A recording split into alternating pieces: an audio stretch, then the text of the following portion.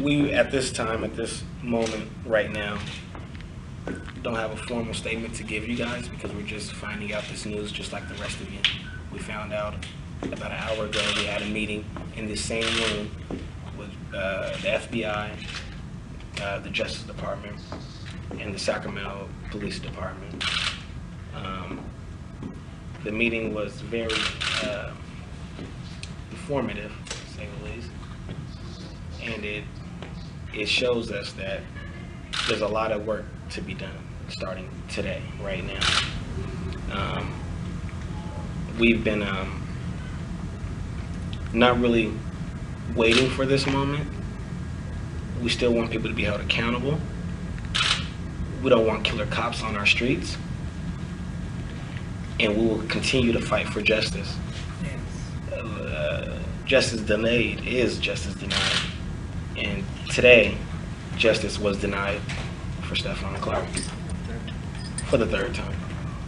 And until justice becomes a reality, and not just our community, but communities all over the United States of America, this fight will just continue. This is a fight I've decided to be in for the long run. I'm not going away. I'm not being quiet. I'm not lowering my tone. I'm going to keep fighting for what's right. And the day that I'm not fighting is the day that I'm in the grave. So we don't want killer cops on our streets. We're not going to have killer cops on our streets. Sacramento Police Department should know the difference between a gun and a cell phone. And my brother should be alive with us today.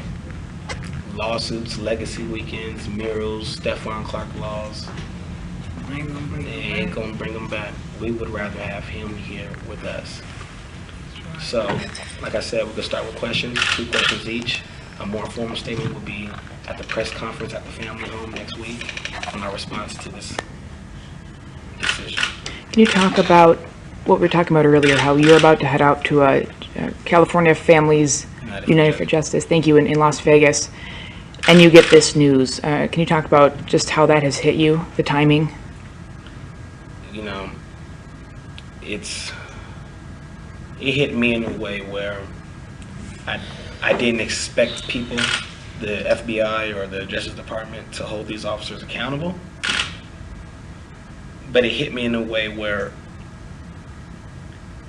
I know now, from experience, I know now how systems can fail and how laws and things must be changed to move forward. I see it now. I feel it now. It's not just seeing it on TV or history books. It just happened to us. And going out there to Vegas with families who know kind of what we've been through and what we feel like, it'll be a moment where it'll be an emotional moment, a moment like I've never experienced before. My mother and the mothers of the movement, they always say this is a club that no one wants to belong to.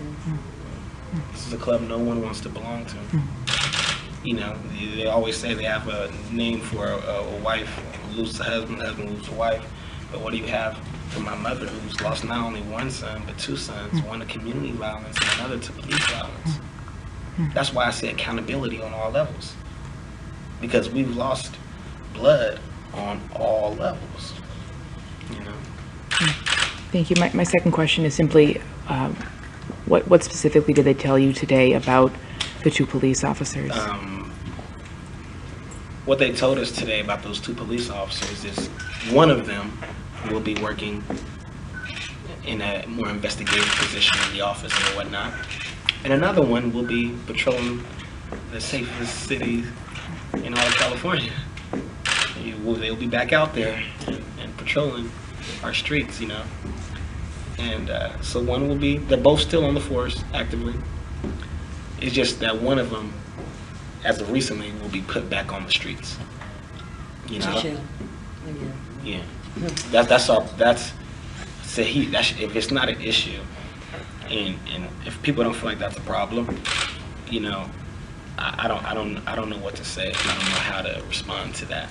You know, my brother was killed unarmed in my grandmother's backyard, and the same cop who killed him is back on the streets patrolling other communities, running through other people's backyards. I'm uneasy with that. My heart is broken. This meeting is the third time that they have made us go through the murder of my son again. Okay, so they call us in with the hopes that, hey, you have not, you know, we may find them guilty, we may prosecute them, we may not. And so every time that they do that, you know, our hopes go up. And okay, maybe this is the time that we're going to get justice. And maybe, okay, they're calling us back in, maybe we're going to get justice this time. And it's just to let us know that they're not going to prosecute again. There was one difference today.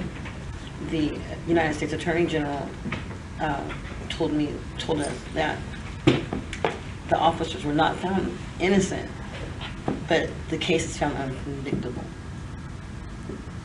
And another thing is that I really had hope that they was going to seriously at least take them off the streets, because so they can kill somebody else's child. And like I've heard that on the report that this officer said they heard a gun shot, but see, they don't tell the whole truth about they downgraded him, but they didn't tell the truth that what the police report says. The investigator only asked some officers 2 questions.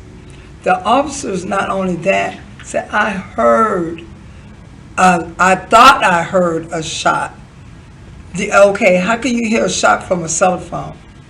Now, I'm there in the house with my grandbaby, and my husband, he can't get up and walk. He heard his grandson through the window, but they don't tell the truth. And then I'm up there on the floor crawling and praying and asking God, please don't let us get killed. Please don't let us get killed. I mean, they shot him 6 times, but they shot 20 times. 8 times, but they got shots everywhere, even in my granddaughter's window. So that was changed. They didn't put that on there. They didn't put what these officers did. They gave my daughter a big old book that what they said, and did not let nobody else know about this. But no, tell the truth, because like the officer said, he thought he heard. But they don't put that on there. They don't let the public know that no, you know, and so they just start shooting. Yeah, I think what my grandma was trying to say is they're not to be trusted. Yes. Days after my brother died, I don't know if you guys are familiar with the story. They said he had a crowbar, then they said he had a toolbar. They changed everything. They changed it, you know. So we don't trust Sacramento Police Department. I know we don't. We The trust Clark them. We trust them to be unjust. Yeah, we trust them with that. Yeah, we trust them with that. And that's about it. And that's it. Yeah, that's We about trust it. them to be unjust. Any more questions? You said that this fight is not over. No, ma'am. How? Time and time again, you all have gone to the systems that we're all taught to go to seek justice. Where do we go now? You've gone all the way to the FBI. We've had the process we've had within the state. Where do you go? What do you do? Go to some people, Well, Supreme Court. what we do now is, because since it's wrapped up on a federal level, what we do now is we go back, we go home, we pray, we huddle, Right. we get a game plan. We play chess, not checkers, with these people. You know, the things we're doing now, what we're going to do now, this fight is not over. So when I say we're going to try to keep holding people accountable, you know, you look at the Eric Garner situation. It's been 5 years since the officers are just getting fired. You know, you look at some of the officers in the Tamir Rice case who was fired, and now but he switched to a whole nother police department, still in Ohio. So the fight continues. It's just on a more different frequency, on a completely different frequency. We've been let down on the federal level, Yes. but we're still calling for, you know, accountability still on our streets. We feel like the city is not safer with killer cops on the streets, and we believe our community feels that same way. So we're gonna keep fighting and petitioning and go back to what we do best. preserving my brother's legacy in a good light. But another thing, way we move forward from this, I think one of the most important things we do moving forward from this, the Clark family is dedicated to making sure nothing like this ever happens again in the city of Sacramento. To nobody's family. I would hate for anybody to go through what my mother, my grandmother, and what myself went through. So, so that's where we move forward. And we're just gonna keep praying because we know that God got the last say so. So we know that God's gonna take care of it. It may be a while, but it's gonna be right on time. They're gonna get theirs because I'm pretty sure they have a conscience. I hope they have a conscience, but they might not have one the way they shot him down like that. But I pray to God that God will be intervene into them for what they have put my daughter through and through me through, my husband and his little sister and his sons. And and his brothers too. But my daughter, granddaughter, I couldn't even read this in the meeting today, but this is what she wrote. Kayla was actually my daughter. We kept from the class. And she said, Earlier, Grandma. she was actually the last one to see Stephon. Yeah. My 8-year-old saw him. She said, Mommy, he was walking plenty, and then he fell down. And she wrote this last night for her brother to read, for me to read to the people. This is so Friday. My little granddaughter, 8 years old. She says, we need justice. And we need it now. And we need it now. There are too many people who was murdered by police violence. Justice for Stephon Clark. Justice for other people who died from police violence. From an 8-year-old little girl, Kayla, to the police department. That's what my grandbaby wrote about her brother. And you mean to tell me, and that's what I'm saying, it's going to be justice. And we're going to keep fighting them, but they're going to get theirs because we're going to keep fighting. And they'll see that we're not giving up. We're not giving up. We're not giving up. There ain't no money, ain't nothing in this world can bring our grandson, my grandson back, my daughter's son, his brother, and her brother. So we're going to keep fighting until the end. Any more questions, Officer? Yeah. Yes, sir. With one officer back on the street and another in an investigative role now, what do you want to see going forward with this FPD? I want to see Daniel Hunt take that guy off the street, number one. I also want to see Daniel Hunt fire the officers. That's what I want. It's hard to bridge the gap with law enforcement, when they do things like this. It's hard. It's hard to, people see me go out there to DC with the chief, and, that's me trying to bridge the gap prior to these officers. If I would have known this outcome, I definitely wouldn't have went to DC.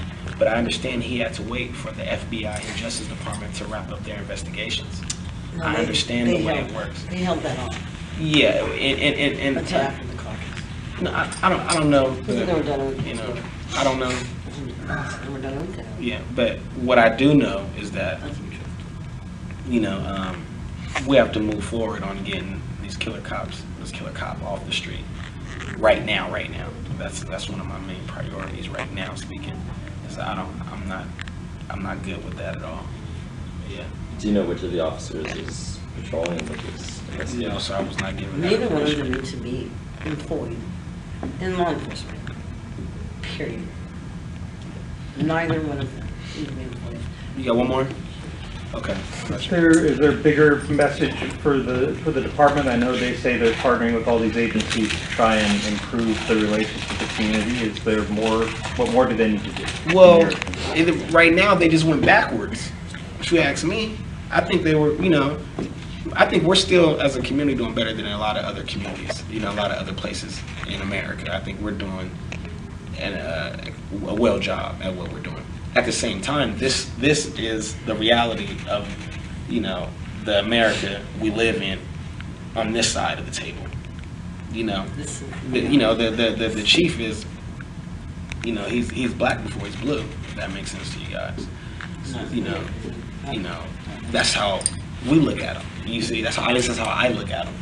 And so I would, His actions show that he's doing this thing. yeah, and that's what it feels like. And that's when my mother says, his actions show that he's blue before he's black. That's what it feels like. And when you have these officers in the streets like that, the one that killed my unarmed brother, my brother had no weapon at all.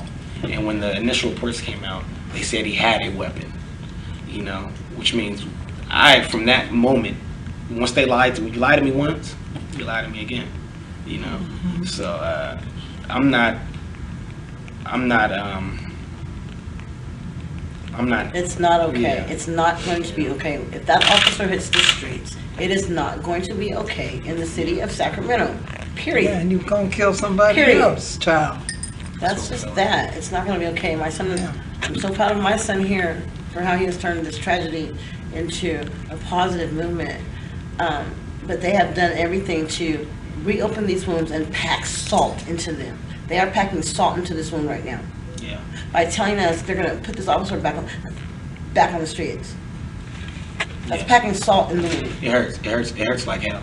We got one more question. Yeah, did you have any thought, did anybody give you any indication that they would be put back on the street before this announcement came No. through, or this was it? No, No. No. Honestly, no. You know. I thought knew they were was gonna fired, I knew they were prosecute still him. working, that's still. But put back on full active duty, you didn't, I didn't. no one told you this was I coming just- when they I- met with you? 1 hour ago, when the chief was here, I was right here. I asked him, I said, Daniel, so what are you gonna do? He said, I was waiting for this, and my hands were tied, pretty much. And then I said, well, what's going on with the officers? Are they patrolling our streets? He said, one of them are. And one of them at the office doing investigations and whatnot. I said, Dan, you know, we gotta talk about this. I walked out. I didn't want to hear nothing what they had to say. Once he said, I'm gonna be straight up for this, what was he, Attorney General? I'm gonna be straightforward Yeah, with you and let you know that we're not gonna prosecute him. Yeah. So I walked out. As soon as we walked in here, I got out of here. I couldn't believe that. yeah. I couldn't believe it. My grandmother, she's a Christian person with great faith. Me, I'm a Christian person, but I have little faith in these systems. Very little to no faith in these systems when it comes to our rights, our fights, our causes. I believe if this was a different community, a different colored person, a different outcome would be. We would not, this would be a whole different situation, you know, a completely different situation. The Clark family, we got screwed, you know. And we got murdered. Yeah. You see how that light just came off like that? That's a sign. That means Yeah. you gotta wrap this up. Yeah. So thank you all. No more questions? No? All right, thank you all Thank you your for your time. God bless you all.